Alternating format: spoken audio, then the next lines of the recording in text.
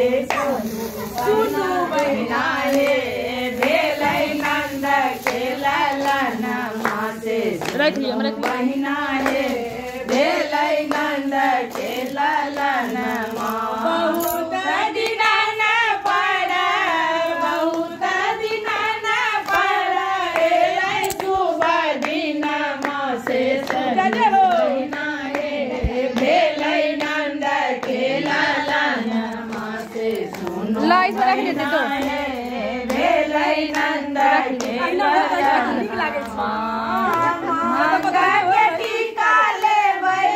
मांगा के टीका लेबै घरवा से सुनु बहिना रे भेलै नंद खेलन मासे सुनु बहिना रे भेलै नंद खेलन बहिना हे भेलै नंद